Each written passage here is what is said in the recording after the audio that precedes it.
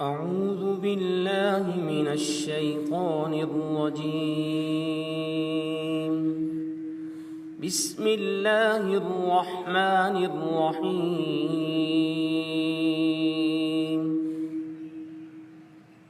يا أيها المزمل قم الليل إلا قليلا نصفه أو انقص منه قليلا أو زد عليه ورتل القرآن ترتيلا إنا سنلقي عليك قولا ثقيلا إن ناشئة الليل هي أشد وطئا وأقوم قيلا إن لك في النهار سبحا طويلا واذكر اسم ربك وتبتل إليه تبتيلا رب المشرق والمغرب لا إله إلا هو فاتخذه وكيلا واصبر على ما يقولون واهجرهم هجرا جميلا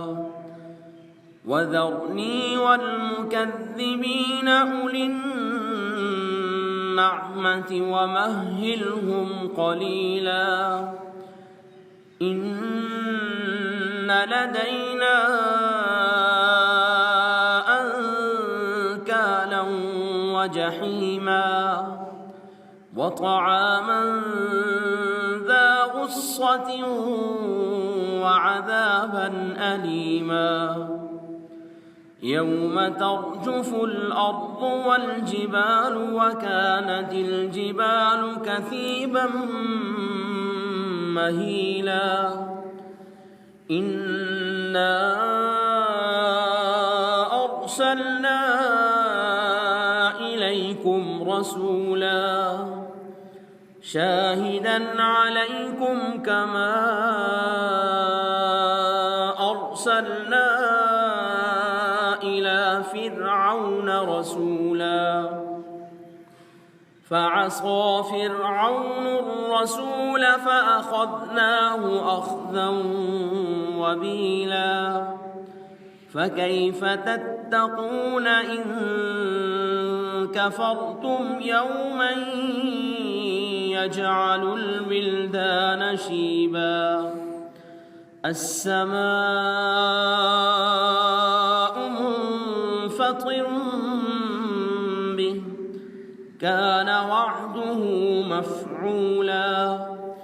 إن هذه تذكرة فمن شاء اتخذ إلى ربه سبيلا إن ربك يعلم أنك تقوم أدنى من ثلثي الليل ونصفه وثلثه وطائفة من الذين معك والله يقدر الليل والنهار علم أن لن تحصوه فتاب عليكم فاقرؤوا ما تيسر من القرآن علم أن سيكون منكم مرضى وآخرون يضربون في الأرض يبتغون من فضل الله وآخرون يقاتلون في سبيل الله فاقرؤوا ما تيسر منه وأقيموا الصلاة وآتوا الزكاة وأقرضوا الله قرضا حسنا وما تقدموا لأنفسكم من خير